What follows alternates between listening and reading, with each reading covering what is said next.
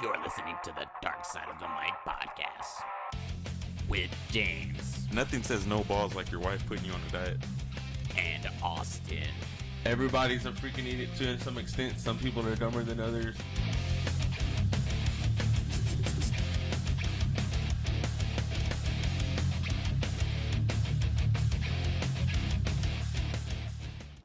What is up, everybody? Welcome to Dark Side of the Mic podcast, episode number 174.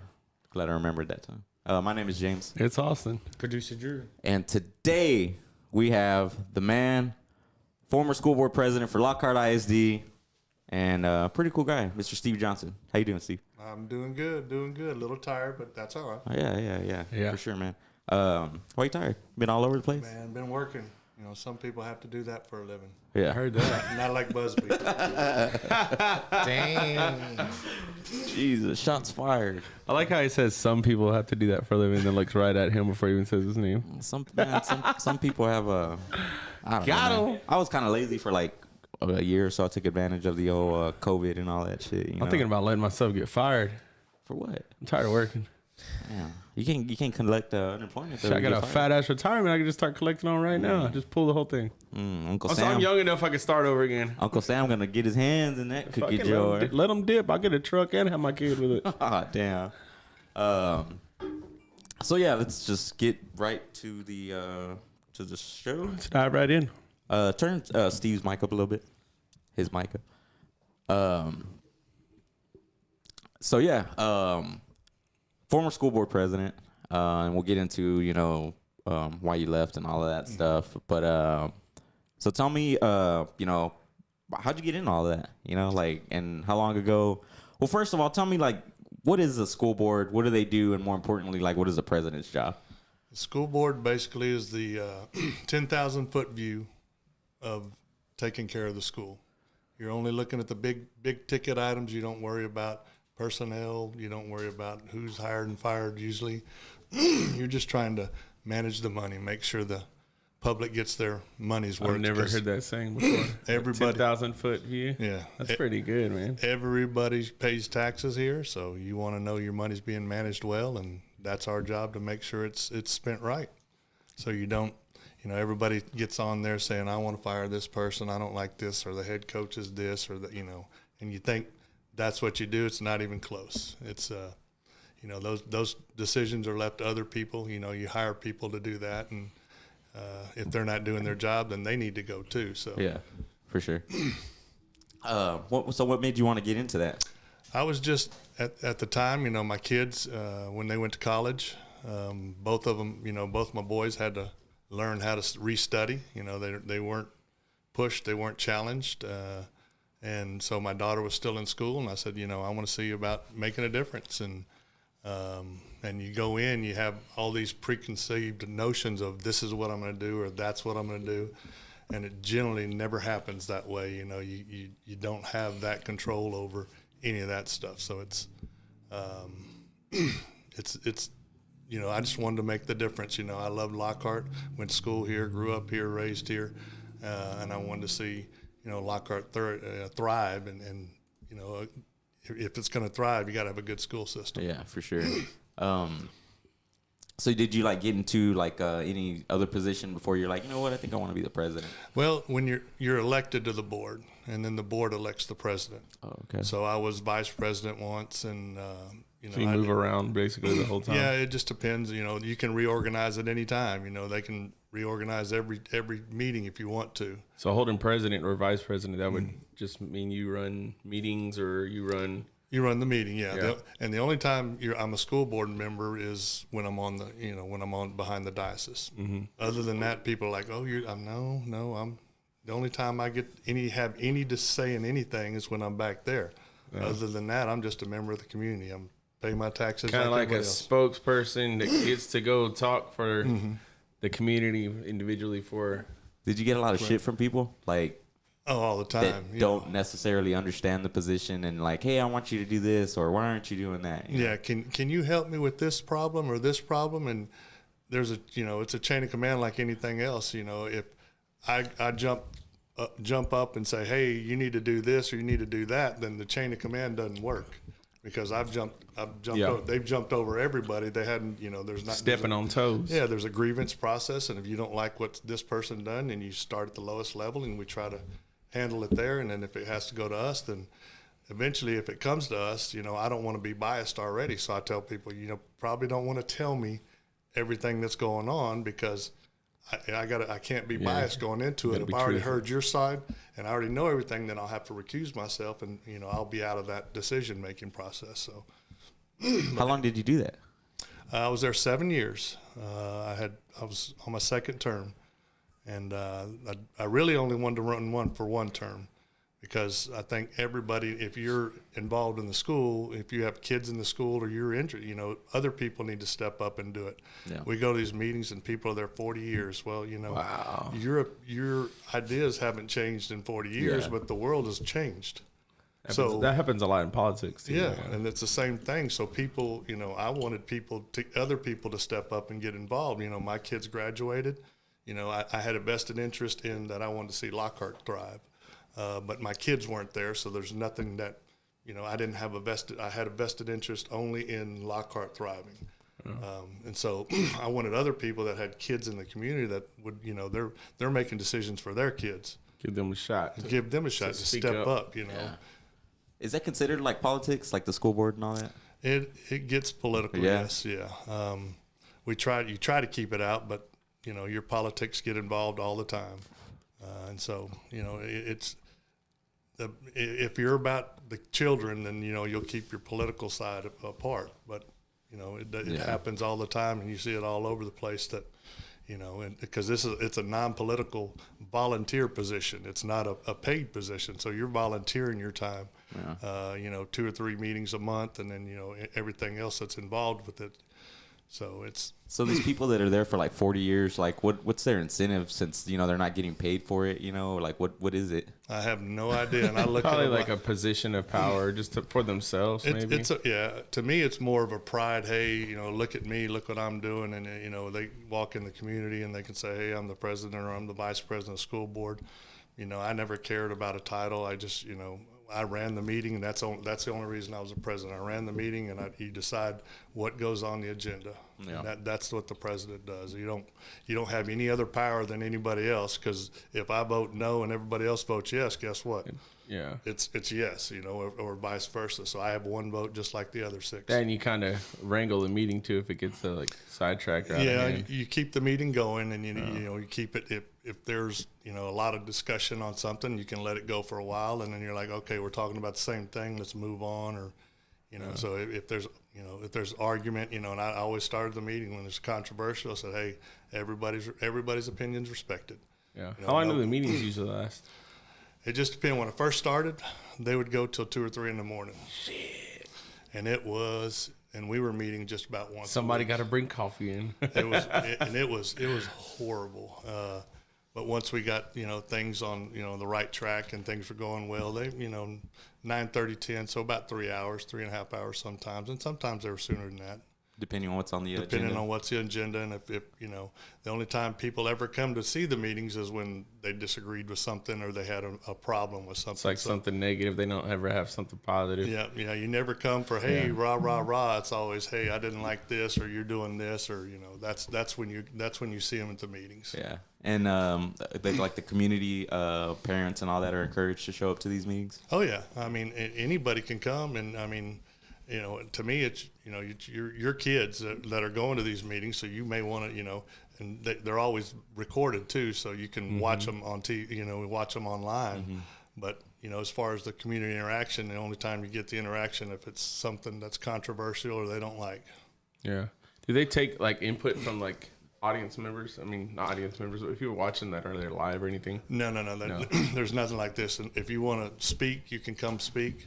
Yeah, but you got to ask, hey, I want to speak. Or, Well, you have to be there before the meeting, and you sign up. Like a city council meeting, huh? Exactly. Okay. So you sign up, and then we go through the list, and you call them out saying, okay, you got 5 minutes. Well, Don't get to talking too much shit. Yeah. March 2020 is when shit got wacky around these neck of the woods. I remember my kiddos took spring break and they never went back. And that decision was based on just, you know, information you guys had on COVID and all that? That wasn't our decision. That No? was a governmental decision. Okay. That's right. That came down from the head, the governor, and said there would be no school. We're going virtual. So he's the head, of all the schools. Were you in charge of like organizing the whole laptops and all of that, which was done pretty well, I gotta say. Yeah, we Adam Galvan he's awesome. He was the IT guy, and when he came in, I guess he's been here 6 years now. He came in, it was a mess. I mean, we were still using Windows 98. Shit. That's how bad it was. Hey, that's probably the same IT lady that we had when we were in school. And so he got all the networks up, everything running. And now they're everything's top of the line. And, Yeah, that's good. And he got a bunch of grants, and so he did a bang up job. Yeah. He's pretty awesome at what he does. Yeah, it was crazy because they were like, sign up, come get a laptop, and I was like, dude, this is like everybody's gonna have a laptop, but we were already headed that way for 1-to-1, and so we were already gearing up for everybody to have a laptop for every student, and so when it happened, we were ready, and there it was. Nice. Yeah, so you had how many laptops in your house? Doesn't matter. So He had Best Buy in there, God, dude, I had to tell him, I was We had like, the Geek Squad. so I had to tell him, I was like, dude, these are for school, man. Like, don't be getting on YouTube and shit. And by the way, they're keeping track of everything y'all are doing. Yep, they had they can monitor anything and see what all you were on. I wonder if anybody, like any of the students that checked out computers got caught with stuff that shouldn't be on there. Yeah. Well, I know a couple of the boys were doing like not inappropriate shit, but just crazy shit, as far as Downloading games and shit. yeah, screen sharing because they have the Google Hangouts and all that stuff, and shit. I couldn't imagine having that kind of technology when I was, in 4th, 5th grade. You know what I mean? Yeah, I don't think I was smart enough to use I it. had an Etch-a-Sketch when I was in 4th grade. So then COVID hit, and then spring break just went on into the summer, and that was of course the governor's orders. And then when did the mask mandate start floating around and all of that? Well, when they went back to school, the governor put out an order. He signed it wasn't a law, but it became a law once the court said his order's law. Because it was challenged several times, and the Texas Supreme Court finally said, yes, it's a law. And so the mask mandates were, several school districts, there was a temporary restraining order on his order. So several school districts decided, okay, we can go through it. It wasn't a law because there was a restraining order. So they can individually say, like, yes or no? Yeah, they can individually, but once the Texas Supreme Court ruled, then their mandates needed to go away because the Supreme Court's already ruled. We didn't do the mask mandate until after the temporary restraining orders were over. And so when we went into it, knowing it was against the law. That the Supreme Court already ruled that, hey, it's the law, and we went into it knowing that we were going to break the law if we decided to do it. And so then they decided to do it. And when you say we, was that like the majority of the board? Yeah, it was a 5-2 vote. Okay. 2 of us voted against it. I'm confused. Can you go back saying that, so the Supreme Court put it in law? The Supreme Court made his order a law. Okay, because they said to wear a mask. No, to not wear a mask. The governor said no government entity you're messing me up there. I wasn't can following require very well. you to wear a mask. Right. And so once the Supreme Court upheld his I forget what it is, where he just wrote it out and said this it's like is a petition or a proclamation. Proclamation, yeah. And so once the Supreme Court said that, we had no standing. And I mean, our legal counsel was like, I'll lose every fight. I will defend it, but I'll lose every one. And but so then they went out and voted, and I never argued if the mask worked or not. That's, to me, that gets political. I argued this is against the law. If you're willing to break the law with masks, what else are you willing to do? Yeah, we're gonna cut corners for something else like we did Yeah, today. are you gonna the money that's supposed to be going for this, are you gonna move it over here for this? Well, no, why not? Because it says we can't. Well, it says you can't enforce the mask, but yet we're doing it. So where is the line? Where are we willing to cross. Yeah, because even though masks are really simple, like I mean, it's a very serious thing, but it's a simple thing to enforce. But then like you could get really extreme and be like, well, we did it for the mask. You know what I mean? Yeah, I mean, if we're willing to vote to break the law for this, where is our line that we're not willing to cross? What line is it there? And so that was my argument. I never argued if they worked or not, because that gets political. Yeah. And I argued. Hell, and around that time, politics is a dangerous kind of dangerous subject to talk. Exactly. Yeah. It always seemed, and still, the right, fuck masks, they don't work, whatever. The left, mask up, all that stuff. And it's just, you can get research studies on both sides from John Hopkins. This guy says this guy says this.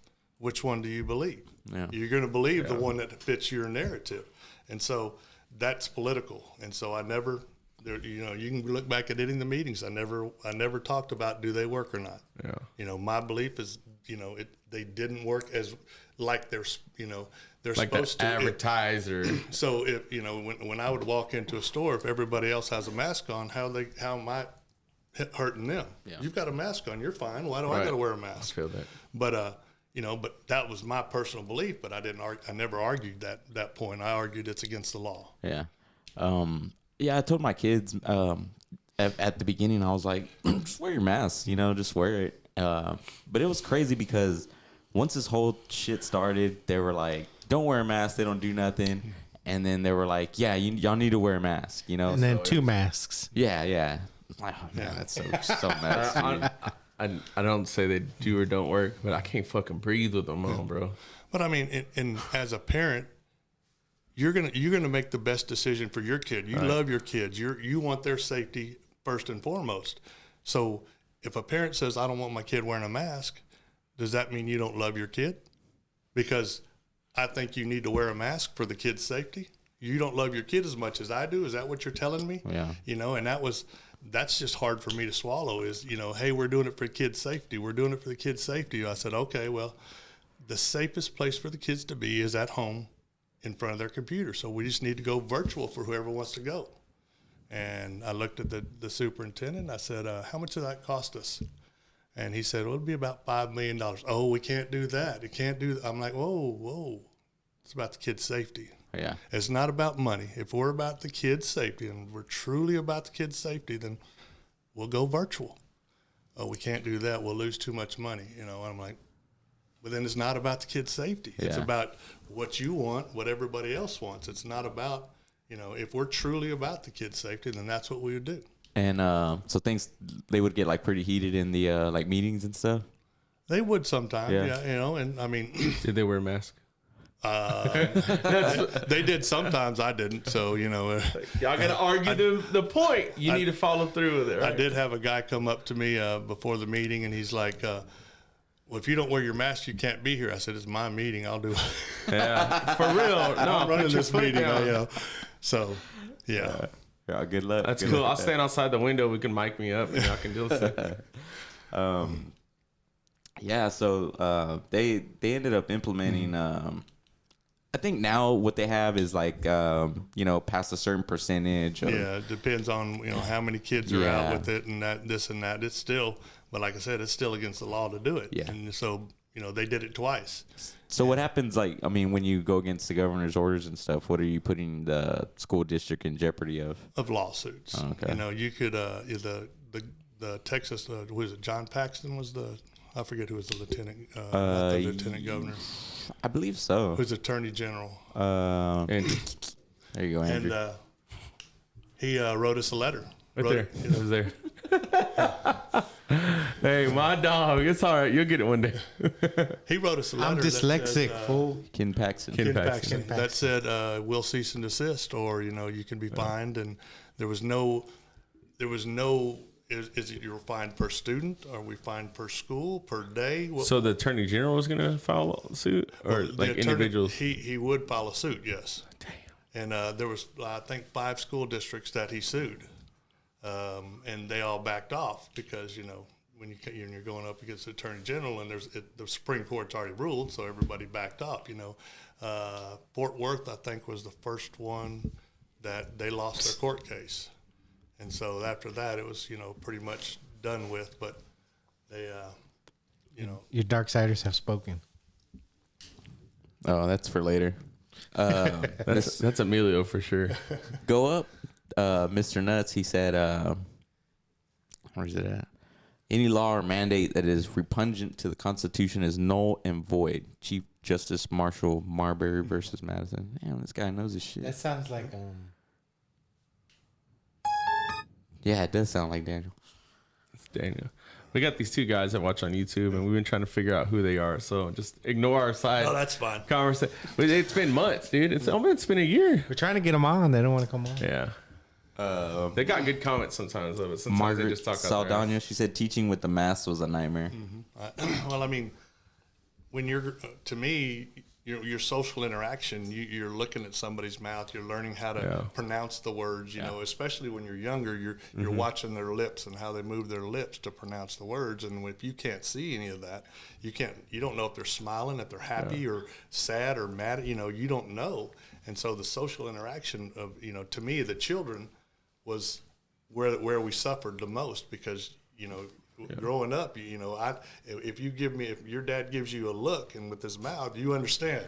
Yeah. He didn't have to say a word, but you understood what he meant. But you got the mask on. You don't really know. Are they happy about that? Are they sad about that? Are they mad? So that was, to me, was one of the big things that hurt the social interaction and growing up with the kids. That, and I feel like it created a sense of comfort to be able to talk shit through your mask. So you take your mask off, and you know what I mean? Like you can mouth words, and nobody can see it, but you take your mask off. Everybody's getting their ass whooped now because they're out here mouthing. There's also people too that I would see, man, and I feel like they would just use a mask, just to hide their face, like if they were up to no good or whatever. Like I was never a fan of those gaiters, like they were around the neck. I'm like, dude, it's just a piece of cloth, like it'll breathe right through. Yeah. But they would have those up to here, and then they would have the sunglasses, and then have a hoodie. It's like, dude, chill out, man. Sus. Walking into Randolph Brooks. Yeah, like what do you do then? Like you gotta. I'm surprised there wasn't a lot more robberies or what do you call it? Well, there was in Austin. There was a guy and he robbed like 3 or 4 banks, but he had a mask on, or like the blue surgical mask. Yeah.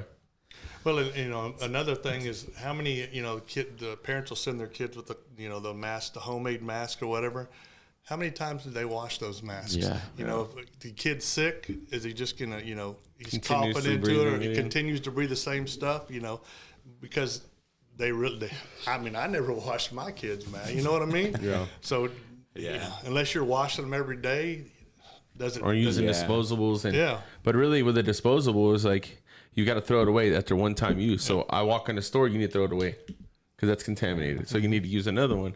Shit, you know how many masks that we see out in the sewers and shit like that from people just throwing them out, or like on the sides of the streets. Our street sweeper picks up, sweeps the streets, and Kyle comes back and we'll have mounds of like dirt and like other trash, but there's probably a couple trash bags full of disposable masks. I mean, that's but shit ton of litter too. Yeah. Masks and condoms.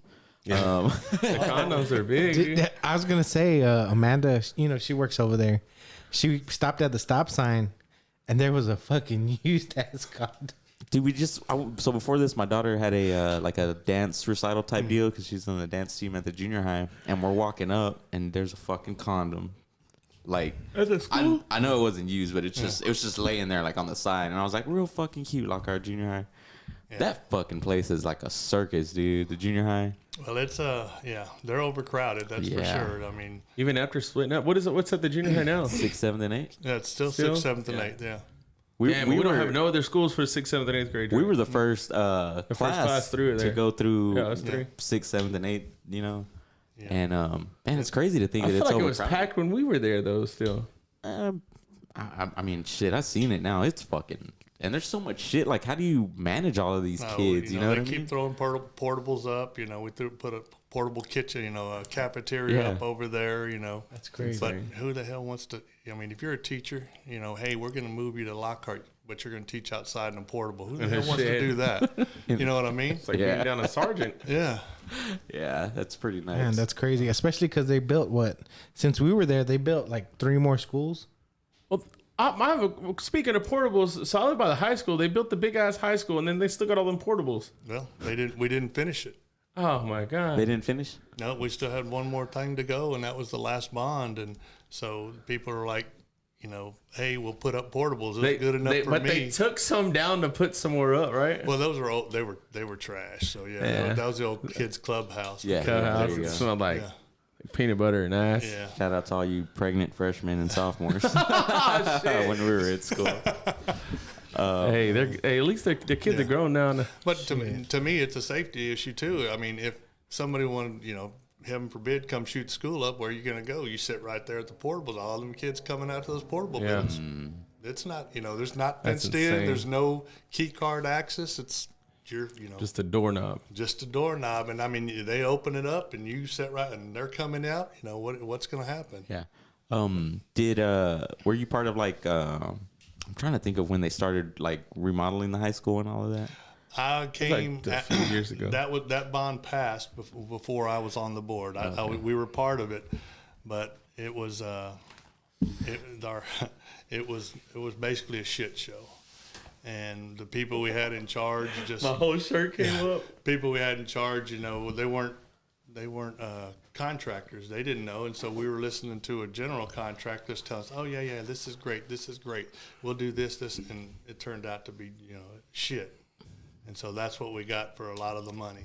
Damn. They remodeled that like the oldest part of it, the very front part they bulldozed that. Oh, down. they took it down. Yeah, and then built it up. We from walk the scratch. dogs and we'll walk around it, and I'm like trying to figure out where it was compared to like when we were in school. It throws me. They off. still have the one wing by where bus the ramp? PAC Center is, right there. That wing still. I mean. That was I mean, they still have the old windows. I mean, it looks like crap, and I'm like, why don't we redo? No. We'll do that later. I'm just like, that's from the 50s. It's nostalgic. yeah. That was whenever. Remember, y'all used to go in through the window. Who? Don't fucking put me out there like that. Somebody did. Andrew, what'd I tell you? No, we don't say certain things on the podcast. No, remember. I don't know what was wrong with the door. I don't know who it was. But they had to go in through the window. Hey, just be glad you fit. Not a lot of people fit, man. No, those windows are fucking big, bro. I'm just saying, I didn't. But do y'all know what I'm talking about? Yeah. It was Mr. Mayo. Yeah, Mr. Mayo history. The wing right there. Y'all used to have to go into by the bus run. Yeah, but on the other side. So now Mr. Mayo can't ever have a job again. I don't think he's there anymore. No, he's not. Well, guys, today what does it matter? I'm just saying his door was messed up. So he couldn't access it, so kids were having to jump in through the window to go to school. The whole thing, it was giant. It was huge, yeah. What do you think about like teacher pay? Like I know it's like a my bad. No, it's good. Topic in itself. Well, I mean, like this past year, I wanted to give them 4% raise, but everybody else was like 3% because we were behind. I always wanted us to be at the top of the list, to where we're going to pay you good. And, we were 2 for a while, and then all of a sudden we shot down to like 8. And so I'm like, well, let's get back to 2. Let's get to 2 or 3 to where we're paying them. In our area? In our area. That's all Austin and here. How does the wow, that's pretty good. How does the pay how does that get figured out? Like as far as like how big the district is, or like the amount of students in the school. Amount of students, and you base it off how many students your attendance, because attendance is what you get paid for. Yeah. And you're guessing for next year. Okay, we're thinking we're going to be 94%. You build a budget for it, and so you build the budget based on that. We're going to have X amount of students more than we had last year, so we'll be able to generate this much money. The accountants are good at that. Sorry, I didn't mean to interrupt. But you did. You totally meant it. Yeah, don't fucking lie. All right, I didn't care. No, I'm playing. So during COVID, did that affect their percentage? Did they drop? The government was going to pay us based on what we were the year before. We dropped from 5 to 1%. Yeah, so we got spit right in the face for the COVID. Yeah, during COVID, I think we gave them. We didn't give a raise per se, but we gave them a raise in one check. So each semester you got your raise, your 2% like a loyalty raise. check or something. Well, no, you got your 2% raise for the year. And so that's what put us behind, because we didn't know that we were going to come back as many students. We didn't know how, if people were going to keep their kids out or what. And so the following year, I was like, let's give them a 4% raise. So we're back, where we were. We had a 2%. And, it just didn't work out in my favor. But, that was okay. They got a 3%. That's a good vote on that? Yeah. Oh, yeah. But, and everybody, all the teachers were like, wait, thanks for trying to get us 4%. I was like, I did what I could. I'm only one vote, though. And if people were real hesitant. I have a question. Why would they be against that, though? Yeah. Why would a person on the school board be against giving them a bump in 1% bump? You don't know that 1% is like $500,000. So yeah. You don't know what next year's attendance is going to be. We're basing it off, projected numbers. Yeah. And after COVID, if so it wasn't looking good. If 5% of the people keep their kids out, then we're down a lot, and so we've got to be able to sustain that money every year, because once you give them a raise, you can't take it back, or if you take it back, they're going to be awfully unhappy. Yeah. So that was and I understood their reasoning, but I'm like, we had a lot in reserve, and I'm like, let's use it, let's get it, let's put them where we need to be. But they wanted to keep the reserve just in case, and I'm like, man, just in case, just in case we lose, 50 teachers because we don't, have the raise. Well, what are we going to do? Yeah, for sure. So once they had a vote to implement the mask mandate. Correct. And you weren't down with that, and so you actually left on the spot. Not the first vote. Oh, okay. The first vote, I said, okay, we need to talk about it, and we came back. The first vote, actually, we said no.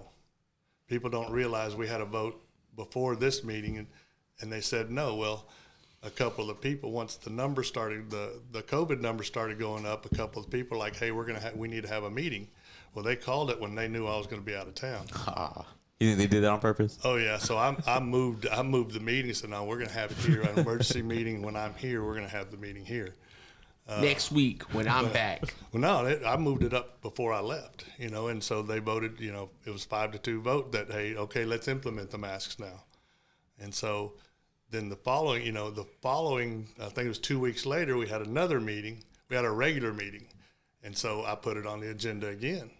And so then people were coming up like, oh, you didn't like the vote the first time. I said, well, if y'all ever watched what we did and you actually came, you'd know they didn't like the vote we had the first time. So that's why I was back on the agenda. So it was an original vote that changed. Yeah. That's going to change again. Yeah. And so they voted 5-2 again. And it was, to me, I don't have a lot of lines that, there's very few things that, I'm really against, but, breaking the law and costing the community potentially a bunch of money. It's, I'm just like, I'm not willing to do that, because once you go down there and you decide, okay, we're going to break the law on this, where does it stop? Yeah. Or is there an end to it? Or, and how can I be trusted with your money if I'm going to break the law? I get your money and I said, hey, I think, the football team needs all new stuff with this. Well, we passed this bond, and it's, well, I want the football team to have this, or I want the baseball team, or the whatever my pet peeve is. What's to say we can't do that? Yeah. Well, if it's against the law, well, no, we already decided the law doesn't matter. Yeah. So where do we stop? Yeah, that makes a whole lot of sense. Mm-hmm. And so that was my thing. Is I told him, I said, I'm not, and when I left, I said, I don't trust that y'all won't do that again. I don't trust that fact of, hey, where do we end? I said, and I can't be a part of. Somebody needs to screen grab that. What? Fucking James. Motherfucker, dude. You should see your face, though. Hey, episodes 1 through 174, you can screen grab any one of those. So that was my issue of I don't know where it's going to stop, and I don't think y'all turn this political, and it's not about the children. It's about your beliefs and my beliefs. It's not about, hey, is this best for the kids? Because like I said, if it was best for the kids, the safest place for them to be was at home. So it definitely turned political, huh? Yeah, it got political quick. And everybody that came, and spoke for the masks, and I know most of the people in the community. I know what they're on this side. The people that spoke against the mask are on this side, and so you're listening to these people and you're looking at them and said, I know I see the yard signs in your yard. Mm-hmm. I know how you vote. That and they've got nothing but time at that point of everyone's life is just to sit home and watch news, and whatever news channel they select is whatever side that they're going to lean on. You know what I mean? Do you think it's crazy that COVID got political? Because once it came, I was like, okay, because it was during Trump and all that, and I was like, okay, this is gonna bring everyone together. Fuck no, dude. Pushed everybody. You know what brought everybody together? The snow day. Oh yeah, everything stopped. I felt like there was no COVID, there was no politics. Just everybody trying to help each other. There's no politics. No plutonics. Yeah, there's none of that riffraff and bullshit. Yeah, it was just fun. But we need more snow days. So when did you decide I can't deal with this shit? It was, before that meeting, I wrote up my letter of resignation. I said, so you knew going in there. If they're going to do it, I knew I knew what I was going to do, because I'm not going to. I wasn't going to be part of that. That was just my personal belief that if you're going to do this, I don't want any of the repercussions of it. So why in that fashion though? You know what I mean? Like on the spot. Why in that fashion? That's just the way I did things. I'm like, if that's what you're going to do, and there's the superintendent already knew. I told him. I said, if y'all, and that was my other big thing is he never took a stand until that day about if he wanted masks or not. Well, I would think too, like you're not going to get everybody's attention if you're not right there in their face whenever you're doing it. You know what I mean? Whenever you're saying, "Hey, I'm putting my foot down. This shit's bullshit, and I'm done." Yeah. If you do that shit from home, everybody's gonna be like, eh. But then you see somebody do it, and you got to face that shit, Yeah, or if you're like, well, because, the terms are what, 4 years? 4-year terms, yeah. So if you're like, oh, I'm going to finish out my term, but after this, I'm out. It's kind of like, I get why you... There's time to change your mind. Yeah, well, once the superintendent decided he and he put out his opinion to us, I was like, well, I don't have faith in that anymore either. Because if you're willing to do it as well, why am I going to vote for whatever you tell me? What does the superintendent do? Yeah. What is the superintendent's power as far as like over the school district? As far as how does it compare to the school board? He runs everything in the school district. The only person the school board hires and fires is the superintendent. Oh, okay. That's the only person you get to choose. So he runs shit, man. But that comes down to a vote, right? That comes down to a vote. Okay. Yeah. And he's got a contract, so we can decide if we decided to fire him. Well, he still gets paid his contract because he's got a contract. But so it's the hiring process like an interviewed process, where then y'all all vote. Yeah, they send in all we had 160 applications for the superintendent after Susan left. You look through them all, and you decide, okay, we want to interview these people. Was that Ms. Brooks? No, that was Susan Bone. I was thinking, you remember Ms. Brooks? Yeah. She was on the school board, but I did some work. Susan Bone was the superintendent. Oh, okay.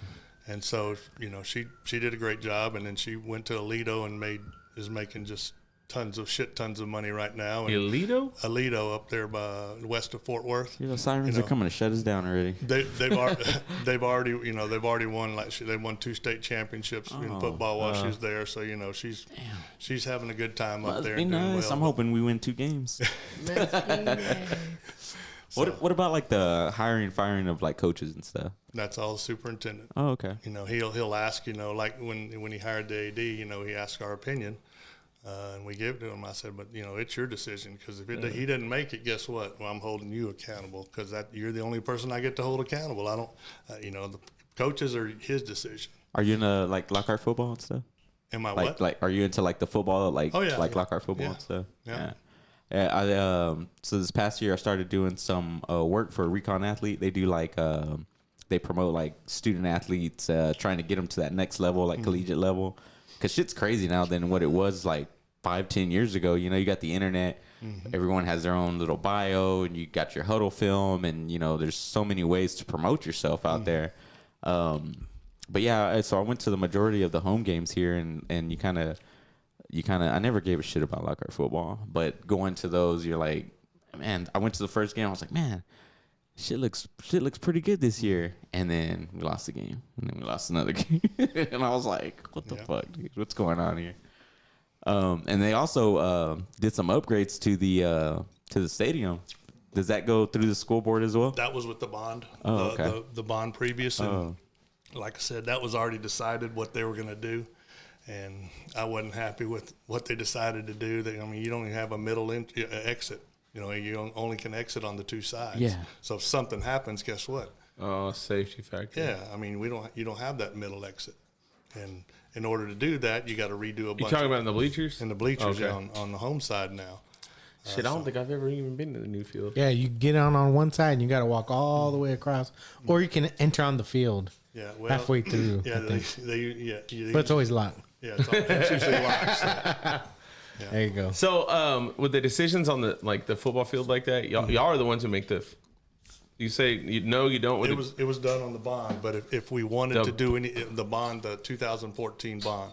Oh, okay. If we wanted to do anything now, then it would come out of the money that we pay the teachers with. I was just wondering, as far as designing and okaying a design, who's the persons who makes that? That's all the school board does, but that was all done already before with the bond. And so the designs, I understand what the bond is. There was a bond issued to redo the field. It's like redo the high on school. the voting. When you vote on Let's say, hey, prop whatever. Yeah, the community gets to vote, and we'll say, hey, we need $50 million to do. Okay. We're going to build this school. We're going to improve this. We're going to do whatever it is. That comes out of a different fund than your general fund, and so that's a different. And so you can't use that for pay raises. You can't use that for general. So somebody else is. I'm just trying to figure out who designed the field. You know what I mean? Yeah, no, it was like I said, the same general contractor we had to do the other stuff was in charge of that, and it's like, here, man, there's this much money, make us a badass field. Well, yeah, but basically. it didn't happen that way. So they they basically to me it was like we had nobody that okayed what they were doing that knew anything about building or knew anything about fields or knew anything about any of that. And so when they're saying, okay, this is the best way, okay, yeah, it sounds good. You're the professional, right? We didn't have anybody to say, no, that's not the best way. And so that was my whole issue with them. And the general contractor, I chastised him every time he came. So let's just get back to the whole COVID deal when you resigned. So you had known going into this, and did you have a feeling that vote was going to go that way? It was close because there was two people that were on the fence. So it could have gone 4-3. Is it allowed to before the meeting and be like, hey, Tom, come on, man, you gotta, can you do that, or is that not allowed? You can't have a quorum. You can talk to them, and say, hey, but there was two, like I said, there was two people that were on the fence, and they didn't know how they were going to vote, and so they decided right at the final moment. They decided there that that's what they were going to do, and I knew the other three were going to vote that way. There was never a question. Is it? Was it be that was? Do you think that was their politics? I think that I think it was a lot of politics involved in that. Are there members on the school board that are also hold city seats? No. Oh, you can't. Okay, no. But there are there's people in the party that they're with influencers. Well, that talk they're friends of mine, and so I'm like, yeah, they're down here trying to get everybody drummed up, and we would get emails that it was basically the same wording for everything and their name on the bottom. And I'm like, where plagiarism. Yeah, where did you get this information, when only we knew that information? Yeah. And so, you just, and they're like, oh, no, they told us they called this and they said this. And so it was, Yeah. So you show up that day or night, whatever, to go hold the vote. And I remember that night they had because I had watched it online, and there was a bunch of parents and stuff, speaking their mind about, one side or the other. And man, honestly, on that night, I was like, man, I kind of hope they do, because I feel like I didn't fully understand what the fuck was going on. And my stance on COVID and the mask has changed so much since, I've been back and forth, on this. But what ended up happening, I feel like, is that everybody caught COVID, and like all the kids, they got it, you know, regardless of the mask or not. Like, you're in this room with so many kids. The mask is, you know, on their upper lip, you know, like. Or the parents bring it home, you know, because they're at work. Yeah. They're going to work, and they bring it home and give it to the kids. So it was to me, it was an inevitable thing that everybody was going to get it. Yeah. It's just, how much time are you going to be out? How is it going to affect you? How does it affect me? You know, how does it affect the kid? And so there was a bunch of variables you don't know. Yeah. But, you know, like I said, if I'm a parent and I feel, you know, my kid needs to wear a mask, you know, even if they don't want me to, I'm going to have them wear a mask. Yeah. Because that's my decision, you know. You can't, I mean, we may love the kid more than some parents, but, you know, not every parent. I mean, to me, nobody loves my kids more than I love them. Yeah. You know, and their safety is at the top of my list. And if I didn't think the mask worked, then why are you going to tell me you care more about my kid than I do, basically, you know, because you're going to make him wear a mask or her wear a mask. Even, you know, there's kids that, you know, they have issues with the mask, you know, and claustrophobia, or, you know, they've been choked, or, you know, they've been suffocated, whatever, by their parents or their step-parents or uncles or whatever it is. They still had to wear a mask, or they had to go into a separate room all by themselves. And so that's, to me, that's punishing a kid for a parent's decision. You're punishing this kid who has no say in the matter. I remember one day I picked up my son, and he gets in the car, and he takes his mask off, and he's like, finally, I can breathe. And I was like, damn, dude. Like, I was like, damn, that sucks, dude. Yeah. I don't know if it's claustrophobia or what, but like I feel like I can't breathe with the damn mask on, anyways. I mean, you know, like I said, to me, it should be your decision. Yeah. You know, if you feel your kids are safer with the mask, then make them wear the mask. I almost got kicked out of Vegas for not wanting to wear a mask. Really? Oh, you had to wear a mask in Vegas? Yeah, the dude came up to me while I was in the pool, told me I had to put a mask on. Told me, said, come put it on me. Or else you have to leave Vegas. Because I forget whatever the county is that they enforce it there. What county is it? Reno? No. No, it was, you know, you're walking down the street in Vegas, and there's police officers, hey, mask. You know, you're like, I'm outside. I'm from Texas too, so we don't have to wear a mask. Yeah. Shit, I forget. I'm from Texas. Clark County, yeah. Yeah, I actually went and looked up the law and shit, and I was like, oh, Clark County only enforces it inside of buildings and this and that. And the dude was like, oh, well, then get out of the building then. Fuck it, I'll get out.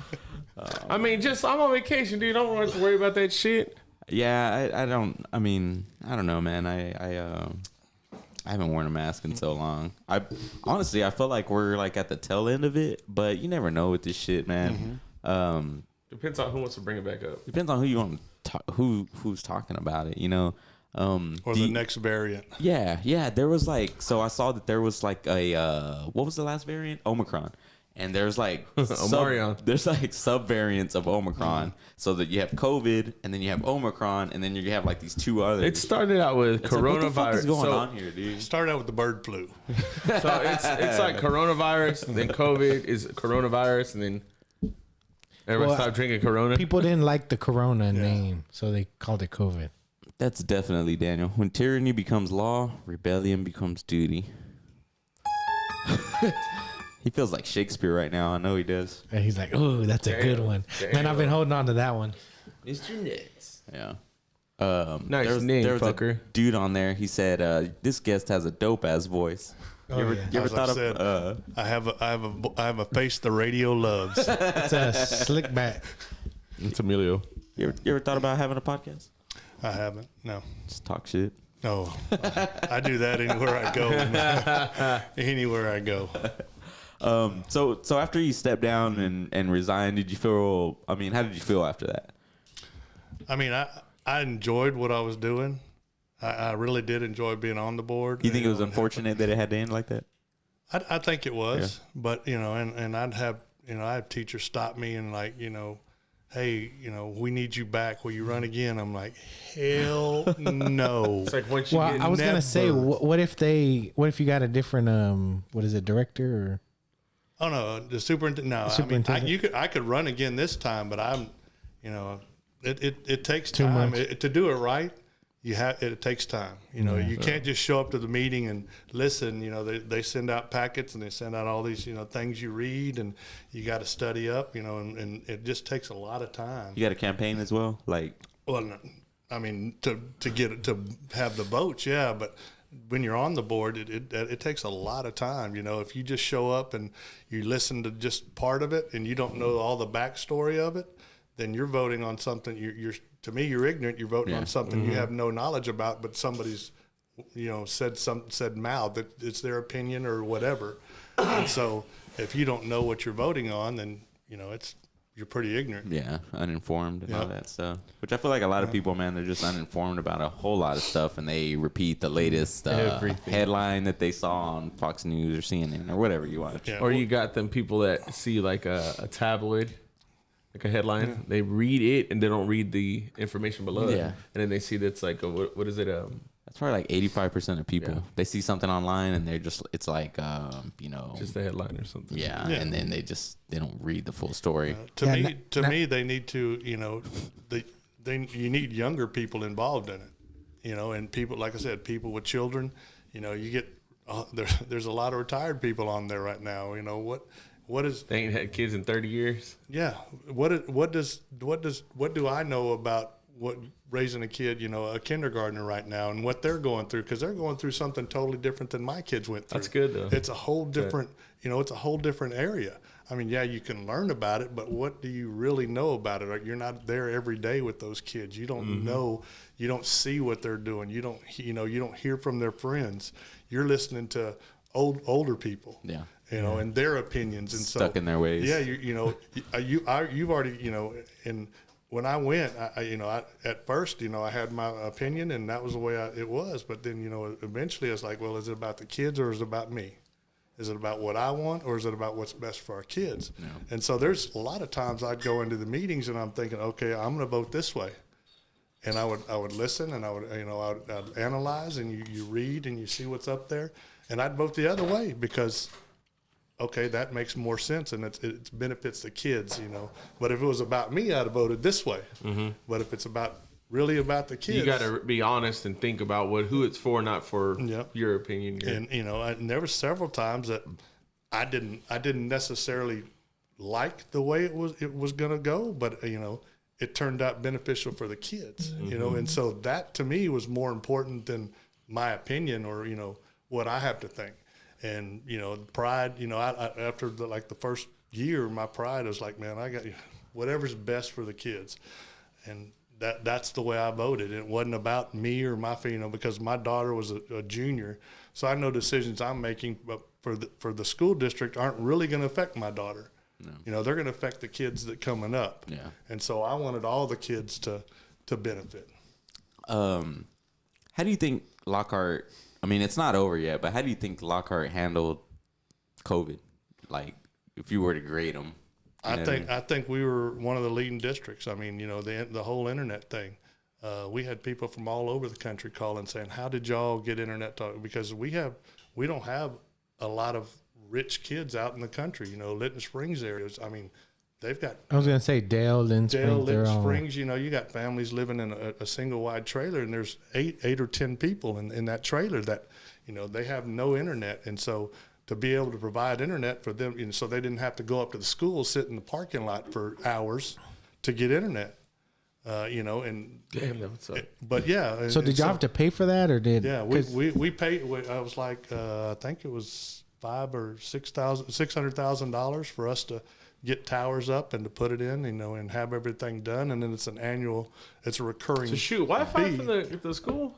Yeah, I saw they were doing that, and I was like, man, I was on. And so, but then the governor, they actually came and paid us back for it, because they're like, hey, that helps your kids, and doing stuff like that where we were at the front. We weren't trailing behind. Like I said, Adam and Mark put it together, and Adam's like, I think I can get this done for this amount of money. We're like, well, okay, do it. And that was about the kids. It wasn't about, hey, we're anything shining a light on us. It's about these kids don't have internet, and we're expecting them to go virtual. and sit in a school parking lot for hours to do virtual stuff. Well, to make their parents free too, to be able to do that. Yeah. It was crazy, man. Just, you know, the kiddos being at school, and then next thing you know, like I said, they started spring break, and then we went and picked up the laptops, and then it's like, excuse me. So I have a lot of kids at the house that already hasn't been established. He's got a few. Define a lot. All right. So I got 3 elementary, and I got 1 in junior high, and I got 2 high schoolers. There you go. Do the math. That's a few. Yeah. So there's kids in every room. One kid's having a meeting. Hey, don't go in there. So and so's in a meeting. And then I go in and, you know, I check on everybody, and you realize, you know, like, we're not the only ones going through this shit, you know, because teaching. Yeah. Teaching changed. Yeah. Because you have teachers that had to learn how to do all this new stuff. And I mean, our teachers did so good. I was so proud that, you know, all of our teachers stepped up, you know, and it was just a group effort. You know, I think our district, if I rated any, we'd have an A, you know, just from our teachers, from the staff, the superintendent on down. There was nobody that didn't, you know, pull their weight and do their part. No. And so if I were rating our district, you know, and we rely on the superintendent and his staff to say, hey, we can do this, or we can't do this. You know, do we have enough money here? What else can we do to help? And, you know, we were, like I said, we had people all over the country calling the office going, hey, how did y'all do this? What did you do it with? You know, all that stuff. And so it was kind of neat to see, hey, we weren't bringing up the rear like we used to. You know, we jump on the bandwagon after the train had already left, you know. Yeah. And so we were actually driving the train, so that was good. Yeah, it was cool. And hats off to all the teachers, man, because I guarantee you they put up with a lot of shit. And you can control the kids, but sometimes there's a hard time when you're in the classroom. But then you're online, and you know, little Jimmy's over here without a shirt, running around playing Fortnite while he's supposed to be watching the fucking the slideshow or whatever. The teachers keeping the kids involved was, you know, amazing, you know, just because, like you said, it's all, you know, they're doing all sorts of stuff, and they're, you know, the teacher's watching all of these kids on a screen, and, you know, little Jimmy's over here doing this or that, you know, throwing stuff or whatever, and, you know, she's trying to keep, you know, the whole group in, you know, online and on task, and, you know, it was a hard time, but I think our teachers did great. Shout out to the teachers, man. Yeah, for sure. And that's why they should get, you know, paid pretty well, because they are the ones. And I see a lot of people online too, like they talk shit about, or they just, like, their kid doesn't act right when they're like in school, and then they go up there, oh, you're over here messing with my kid and all that. I'm like, dude, lady, playing like, the victim. Yeah, like, first of all, you need to probably whoop your kid's ass, and second of all, like, this is not only a teacher who is teaching your kid skills that they're going to carry with them for the rest of their life, but they're also your fucking babysitter. Yeah.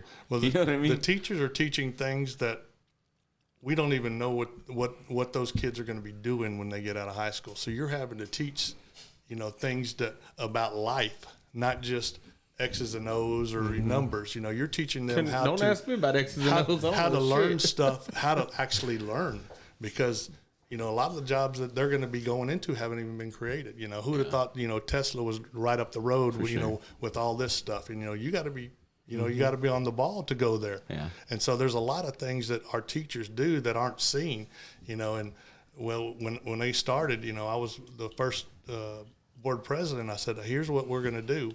We're going to have a teacher forum. And the teachers can come, and they can tell us what we're doing wrong. Because we tell the teachers what they're doing wrong. You're not meeting this goal. You're not meeting this goal. And I said, you can be in there with me, or I'll be there by myself. But I'm going to, you know, I want to hear what's working. Because if it's not working, why the hell are we doing it? Yeah, for sure. You know, and who knows if it's working or not? That, or you don't know what the issues that they're dealing with too. You're just seeing what you see from the outside. Yeah, a lot of places don't do like that. A lot of nobody. And, I mean, we go to these school board meetings, and they're like, "You're crazy. You're stupid for doing that." I said, "No, the teachers will buy in because they know if something's wrong, I'll change it that day. It'll be changed." They were having to input data the same data for their kids 3 different ways. And because the principal wanted it this way, the assistant superintendent wanted it this way, the director of this curriculum wanted it this way. And I'm like, is that not the stupidest thing you've heard? Too many chiefs and yeah, they're spending 3 hours entering data when they can do it at school in 30 minutes. But and so I said, as of today, you'll input. Do we have one place where they can input it? Yes, sir. I said, then that's where it'll be. And if you want it, I looked at Sue. If you want it some way, then you go get it, and you get it your way. Yeah, because that's taking time away from time they could be using to create a lesson plan. Well, they would go home and spend 2 hours entering data. Did that require a vote or no? Oh no. It was this is what we're doing. This is what we're doing now. So there's certain things that require a vote and certain things that you can just be like, hey, this is what's going to happen. I technically couldn't have made him do it, but there are some repercussions if at that. Our ESL program, we had first meeting. I had 18 teachers there. 7 of them were ESL teachers. English second language, right? Yeah, I don't know. It's something different now. They change it every year. Whatever English speaking language. Yeah, I don't. But English. What? No, never mind. Our ESL kids were reading the same book in first through 5th grade. Every year they'd come in, they'd read the same book. what? And I mean, so and the teachers are like, can we get some curriculum? Can we get something? I said, here's the deal. If you find something online that you think are going to help those kids, you bring it in. If you have something at your house, well, we'll get in trouble. I said, no, you won't. I said, you got my number, you got my email address. Let's check it out, right? You call me. I said, if it's going to help the kids, if we don't have a curriculum, why am I going to punish a teacher for trying to let her kids learn? And so I looked at the superintendent. I said, I want to report on this in a month that we have a curriculum for these teachers. They have more than one book they read for 5 years. The same book, they read it over and over and over again. So to me, basically, we were saying those kids aren't as important as these other kids, and that's that was trash. And so I would have never known that had I not talked to these teachers. Right, had the teachers from them. and everybody was hesitant because, oh man, we're going to get in trouble. I said, you're going to dig a hole. I said, no. I said, if you get any repercussions, you call me. I don't care. You're saying the teachers were afraid to get in trouble. The teachers were afraid to speak up. I said, oh no. Who would make them afraid? Yeah. That's kind of bullshit. Yeah. But it is bullshit. Their boss, hey, why are you trying to get me in trouble? Well, no, if you were doing your job, you wouldn't, I looked at them all. I said, that's crap, and so now that we've got an ESL coordinator, we've got, there's several things that we put in place to make sure those kids are being served just like the other kids. And, that's good, man. Well, it was, like I said, I got a bunch of heat. Go ahead and read that comment, Drew. I was gonna say we got Margaret Saldana Carrillo. She said, "Thank you, Steve, for everything you did. You and Mark and Adam did great supporting." Mm-hmm. She's a teacher and the kids, and it was really tough time for everybody. Yep.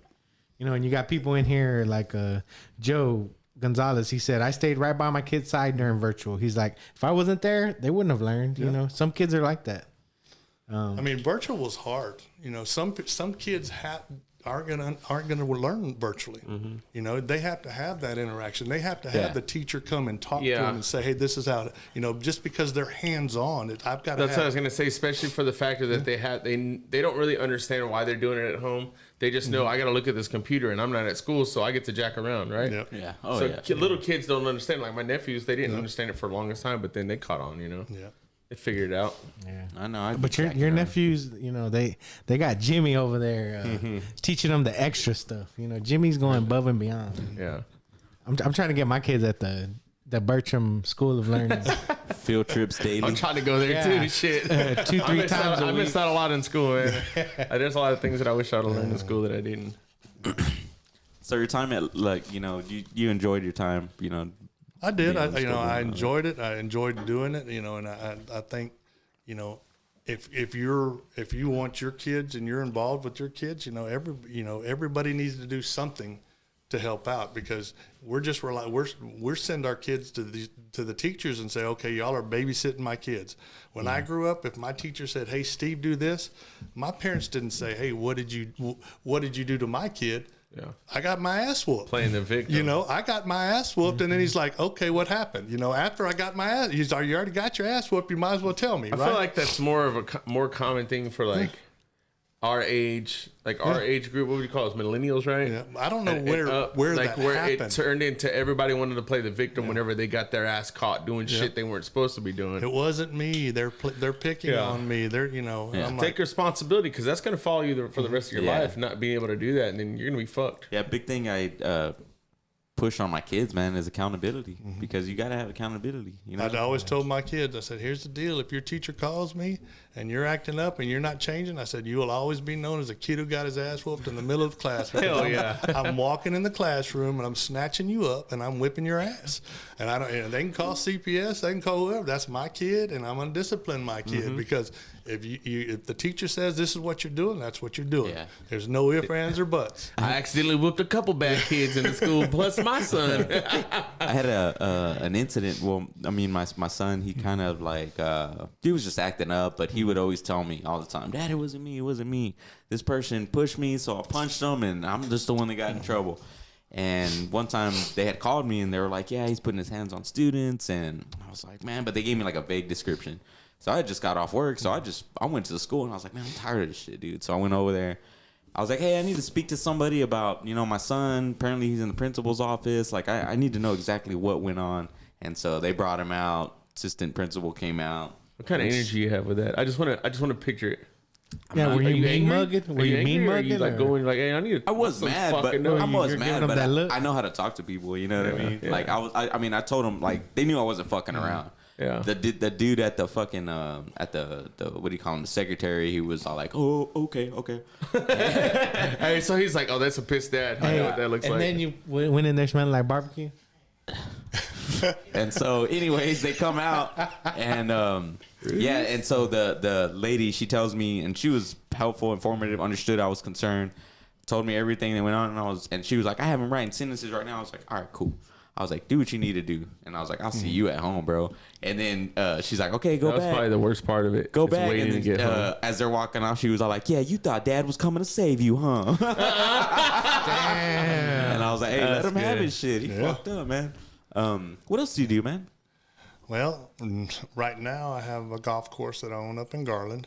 And so I go up there about once a week and go up there and take care of stuff like that. I've got a partner on that, and then I've got a pressure vessel testing company that's what I was doing this past 2 days. As I go in big propane trucks and transports and stuff like that, I go test them and make sure the meter's giving you, like if you go to the gas pump, you want to know you're getting 25 gallons, and so I go and test them and make sure that they're giving you the right amount of gas, and and I look at their trucks and say, okay, this is not a safe truck. You can't put this on the road, and I can get them off the road, or I can say, okay, it passes, and I put them on the road. That's cool. How long are you on the golf course for?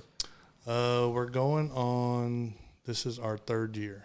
You play good or what? You good? I play less now that I own a golf course than before I owned a golf course. Yeah. Because you got to go out there, and I'm looking at stuff. I'm like, man, I got to fix that. So I'll play 2 holes, and then I'll go back in, and we go fix whatever the problem is. Or, I'm calling somebody, and I'm mad. I'm like, hey, why is it this way? Or why does this green look like this? Why isn't this tree cut down? It's dead. Get it out of here. That's pretty cool, man. So you just when you're in boss mode, even though you're playing, you're in, I want to make my course better.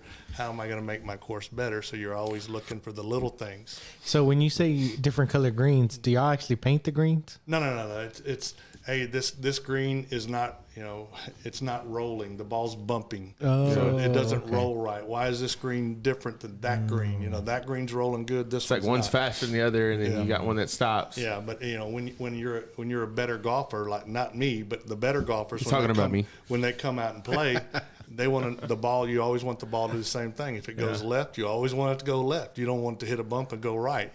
Because then it's different. It's different, like heels and shit, right? That makes it speed up and slow down. Well, it's how you cut the grass, the green. There's a bunch of different things that go into it. And I don't pretend like I know. My business partner knows all about the golf industry. And you just know something's wrong. Science. I know if I roll that ball 3 times and twice it goes left and once it goes right, that's something's wrong. It should always go left or it should always go right. There should never be a difference in it. You golf? Yeah, I do. I played in high school and in junior high, but I play with my father. Sound too confident. Yeah, I go. I mean, I'm not gonna say I do often. I don't golf like I fish. Yeah. Oh, there you go. There you go. You fish? I do. This guy loves fishing. I do. Fucking smells like fish right now. Sorry, I'll close my legs. Damn. No, it's actually your ass. How long? So you worked for yourself for like how long? Well, I had a propane company and then a trucking company, and so sold that about almost 5 years ago. We sold both of those, and so then I did the testing business, and then I worked for the guy I sold my trucking company to, and so I just recently stopped doing that, and now I just do the golf course and the testing company. Nice. So you're just chilling, or I mean, I know you work hard, you know, but like I said, I almost 900 miles, you know, in the last 24 hours. So it's a lot. I mean, it's not easy, you know, and driving a 3/4 ton truck with a big trailer behind you, it just felt like somebody's just punching you in the kidneys for 900 miles. So That's crazy. David, quit punching him, bro. Damn. Is that why he left early from work? Oh, damn. Is that like them trailers with like all them, it's like piping and like big ass reservoirs and shit like that? Is that they use for like pressure testing? Yeah, but it looks like a spaceship that I have on the back of my trailer. And, it's a 100-gallon. It's called a proven pot, and it's 100 gallons. And so I go out there, and when I put 100 gallons, and you know, based on temperature and you know specific gravity, and just there's other variables in there that tell you if you're getting 100 gallons or not. I mean, I think I have an idea of what you're talking about. We were driving back from Seguin on Saturday or Saturday. And Chris was like, "Babe, what is that?" I was like, "Oh, it looks like water with the gauges," but I was like, "That's not water. Maybe it's gas." No, now it makes sense what it probably was. Yeah, that's cool. You following him or what? No, it wasn't him. I promise you. He don't go to the shithole. I'm like, I do. You'd be surprised. Some of these places I go to, and I'm like, man, how do you expect me to pass this? Right? They have there's safety features, so if like something breaks away, it'll shut the gas off. Well, they'll have them wired with coat hangers, wired open to where because it's already failed. Yeah, if a pipe breaks, guess what? It's just coming. It's still coming. Damn. So it's like a backflow preventer, huh? And then it shuts off that valve to where it can't come out. Where propane it's called boiling, which vaporizes. It's at negative 44 degrees. So when it hits your skin, it burns you. Yeah. And so if it breaks and it just keeps coming, guess what? You're just going to be burned all over your body. And there's a reason why they're there, but I go to these places and I'm looking at them like, no, you're still gonna pay me for coming. Hey, put the fucking halo wire up, bro. So when you pass it, you got to put your. Oh yeah, I'm saying it's worthy. It's worthy. The state, right? Yeah. I mean, it's to the Railroad Commission. Yeah, Railroad Commission. I'm telling the Railroad Commission this is worthy to be on the road and it's worthy to pump gas. And if it ain't, because they'll sue me. Yeah. My name gets. Like, you passed it. Yeah, you passed this, and it was wired open. Hey, you saw the wire, man. Do you ever have dudes that are like, no, come on, pass it? The last guy passed it. I'm like, well, you may want to call the last guy back. And then you know what? What's the last guy's name? Give me his number. His numbers, right? Anything else, fellas? No, man. A little over an hour. Getting ready to wrap it up. All right. I want to know when we can get, what do you got, 18 or 9? 18. 18. Let's go play. Whenever y'all ready, man. That'd be cool. It's in Garland. Guys weekend. I want to go to that. You ever go to that Martin House Brewing up there? They make all the weird ass beers. No, they have them all over there. That's the one that makes the pickle beer, right? Yeah, but they make everywhere up there. They make like an Oreo beer. I just want to go to the brewery. They have a bunch of breweries up there that make distilleries that make all sorts of weird ass shit. If I wasn't on call Friday, let's go this weekend. Guys weekend, we're gonna have to book that. Yeah, for sure. David will tell you. I tend to downplay what it's really like and. Oh, I know. He's like, man, I thought you were lying the whole time. I was like, yeah, okay. All right. Hey, well, Steve, thank you for taking time out of your busy day. I know, you're tired and all that. And thanks for coming, sitting and chatting with us, man. I always wondered, when I saw, the video of you, walking off and all that stuff, I was like, man, that's crazy. Like, and now I know, now I know. Sometimes you got to make a statement. It's always good to get the first-hand story instead of going off of everything that's heard. I told him, I said, I've always, I can justify everything I've done. I've never backed off from a vote I made. I've never, I do it the way I feel I need to do it, and that was just the way I needed to do it at the time. Nice. Andrew, what's up? You always got something to say, Papa. Yeah, you always got anything. By the way, I saw you block when Andrew tends to interrupt people, and he just like, get out of here. He's like, talk through. He's like, stitch on. Who you Back talking your about? ass up. Oh no, he was starting to say something, and you were like, and he just like kept talking. I was like, fuck yeah.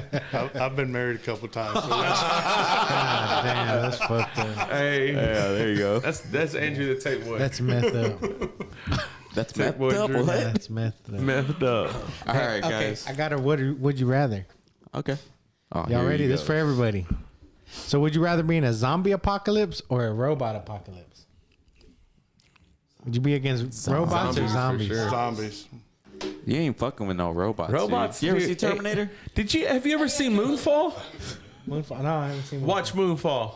That's the one with the celebrities. Right? iRobot. I was gonna tell you, I don't know if my anxiety was up that Is that day. what you were watching last night? Or the night The before? night before? Yeah. I thought you meant Moon Knight. I tried to watch that. He was watching. That's what I'm saying. It gave me fucking anxiety, bro. Oh my god, dude. What? Moon Knight? The first episode, bro. I almost had a fucking heart attack. What the hell? Why you got? It was are just too you- much shit going on. Just make sure you go live.